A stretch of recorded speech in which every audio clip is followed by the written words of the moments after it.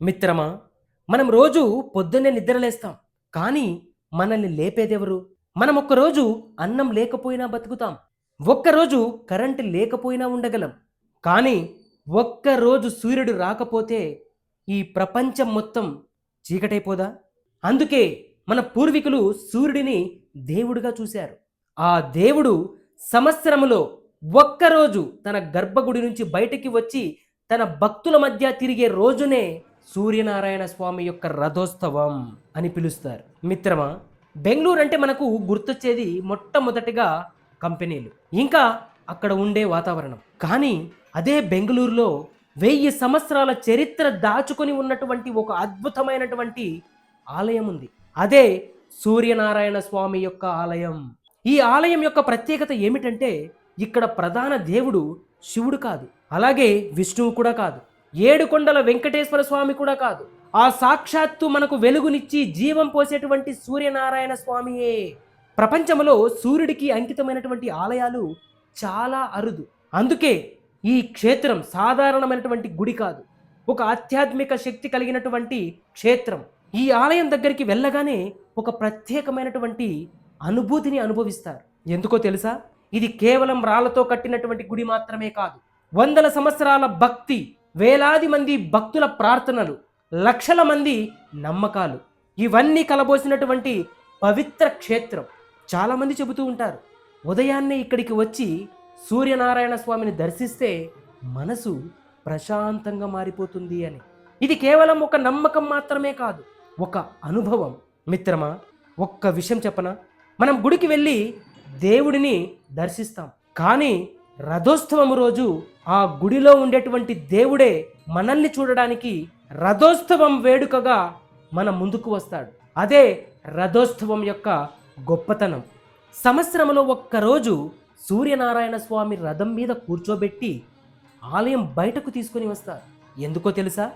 గుడికి రాలేనటువంటి భక్తులను దేవుడు ఆశీర్వదించాలి. ఈ ఆలోచన ఎంత గొప్పదో చూడండి. రథోత్సవానికి కొన్ని రోజుల ముందే రథాన్ని అలంకరించడం మొదలవుతుంది. పూలు, కొబ్బరాకులు, తోరణాలు, రంగురంగుల వస్త్రాలు అన్నీ కలిపి రథాన్ని ఒక రాజ్ మహల్గా తయారు చేస్తారు.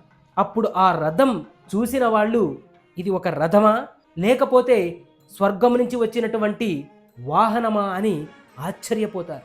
వేలాది మంది భక్తుల ముందు రథం చేరుతుంది. ఒక్కసారిగా భక్తుల మనసులో నుంచి జై సూర్యనారాయణ స్వామి అని నినాదం వినిపిస్తుంది. మిత్రమా, ఆ క్షణం అక్కడ ఉండేటువంటి భక్తుల రోమాలు ఒక్కసారిగా నిక్కపొడుచుకుంటాయి. భక్తుల కళ్ళల్లో ఆనందం కనిపిస్తుంది. రథం నెమ్మదిగా కదులుతుంది. అప్పుడు అనిపిస్తుంది ప్రతి ఒక్క భక్తుడికి దేవుడు మన మధ్య మనతో పాటు నడుస్తున్నాడు అని. మిత్రమా, ఇప్పుడు మన జనరేషన్ పరిస్థితి ఏంటి? జాబ్, స్ట్రెస్, టెన్షన్స్, ఫెయిల్యూర్స్ అన్నీ మన వెంట పడుతూ ఉంటాయి. కానీ సూర్యుడు మనకు ఒక్క గొప్ప పాఠం చెబుతాడు. ప్రతిరోజు సాయంత్రం సూర్యుడు అస్తమిస్తాడు, కానీ మరుసటి రోజు మళ్ళీ ఉదయిస్తాడు. ఎప్పుడు సూర్యుడు ఓడిపోలేదు. అదే జీవితం. నువ్వు పడిపోవచ్చు, కానీ మళ్ళీ లేవాలి. నువ్వు ఓడిపోవచ్చు, కానీ మళ్ళీ ప్రయత్నించాలి. ఇదే సూర్యుడు మనకు నేర్పించేటువంటి ఒక గొప్ప పాఠం. సూర్యనారాయణ స్వామి యొక్క రథోత్సవం ఇది ఒక ఉత్సవం మాత్రమే కాదు, ఇది ఒక నమ్మకం, ఆశ, జీవితం. కొంతమంది భక్తుల కళ్ళల్లో ఆనందం.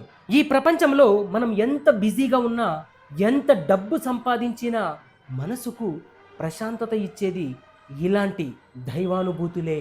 ఒక్కసారి అవకాశం దొరికితే శ్రీ సూర్యనారాయణ స్వామి రథోత్సవాన్ని తప్పక చూడండి. అక్కడ ఉండేటువంటి రథాన్ని మీరు చూస్తారు, భక్తిని చూస్తారు, కానీ ముఖ్యంగా మీలో ఉన్నటువంటి ఒక కొత్త శక్తిని మీరు వెలుగులోకి తీసుకొని వస్తారు. అదే సూర్యనారాయణ స్వామి యొక్క మహిమ.